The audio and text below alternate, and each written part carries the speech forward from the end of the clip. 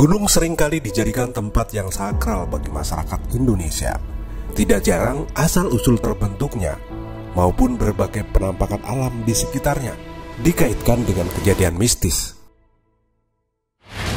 Itulah mengapa wilayah pegunungan, terutama bagian puncaknya, banyak dihormati dan masih terjaga kelestariannya hingga saat ini.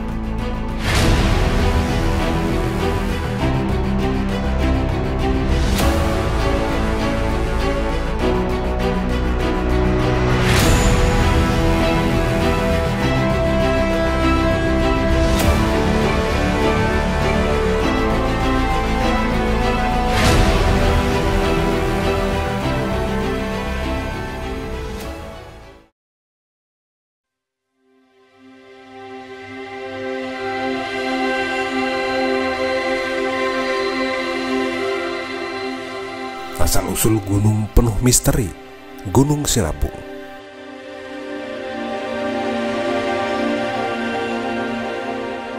Gunung Sinabung adalah salah satu gunung di Pulau Sumatera yang bisa dibilang paling aktif saat ini. Secara rutin, Gunung Sinabung selalu melakukan erupsi sejak kebangkitannya kembali. Nah, memang Gunung Sinabung terbilang cukup banyak menyimpan misteri. Bagaimana tidak? Gunung yang telah tertidur selama ratusan tahun tiba-tiba menunjukkan sifat aslinya dan mengancam warga sekitar.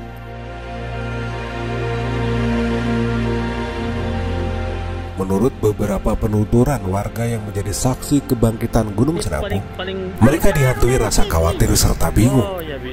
Pasalnya tidak pernah ada pengalaman untuk menghadapi sebuah letusan gunung berapi. Bahkan kakek nenek mereka pun tidak ada yang pernah mengalaminya.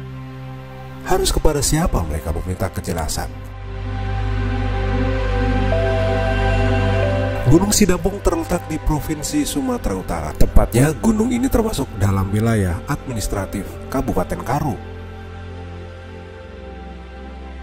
Gunung Sinabung juga bertetangga atau bersebelah dengan Gunung Sibanyak.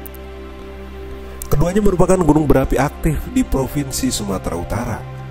Gunung Sinabung sendiri telah ditetapkan sebagai gunung berapi tipe B yang telah melakukan aktivitas letusan bahkan sebelum tahun 1600-an. Ketinggian Gunung Sinabung mencapai 2460 meter di atas permukaan laut. Dengan ketinggian tersebut, puncak Gunung Sinabung menjadi tempat tertinggi nomor 2 di Sumatera Utara. Gunung yang satu ini juga memiliki 4 buah kawah yang masih aktif hingga hari ini di puncaknya. Untuk kamu yang ingin mencapai puncak Gunung Sinabung, kamu dapat melalui jalur yang melewati Desa Tiga Pancur, Kecamatan Simpang 4, jalur Kampung Guru Kinayan, atau jalur dari arah timur laut Gunung Sinabung.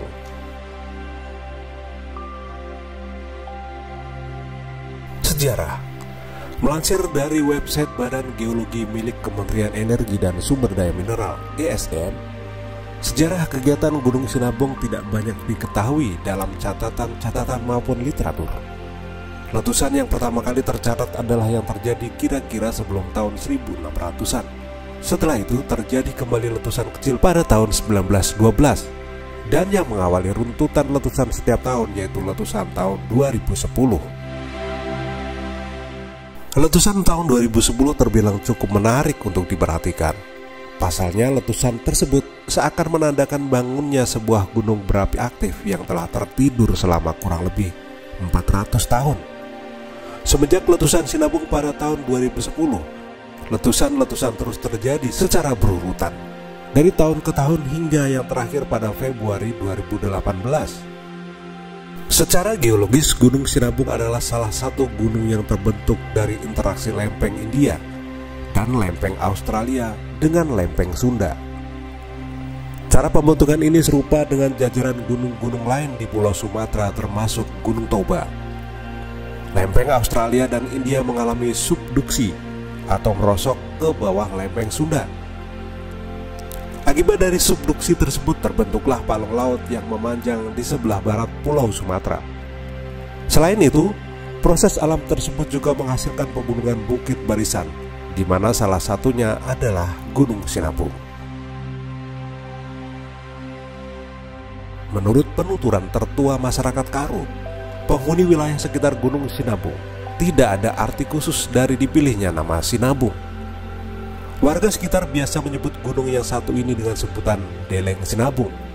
Namun, jika kita merujuk pada bahasa setempat, yaitu bahasa Karo, maka kita dapat menemukan kosakata yang mirip, yaitu kata Sinabun. Sinabun memiliki arti mencuci dalam bahasa Karo. Sementara itu, Deleng Sinabun dapat diartikan sebagai tempat mencuci. Kemungkinan begitulah arti di balik Gunung Sinabung, yaitu tempat untuk mencuci atau menyucikan diri manusia.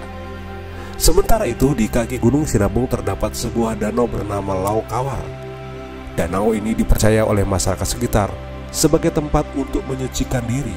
Biasanya, masyarakat akan menaruh sesajian di sekitar danau Lau Kawar dan pada hari-hari tertentu. Terdapat beberapa cerita mengenai terbentuknya danau Lau Kawar. Salah satunya adalah konon danau ini berasal dari tangisan seorang ibu yang selalu melihat kedua anaknya berkelahi. Anak yang pertama bernama Sinabung, sementara anak yang kedua bernama Sibanyak. Saking seringnya kedua anaknya tersebut berkelahi, air mata sang ibu sampai membentuk sebuah danau yang begitu luasnya.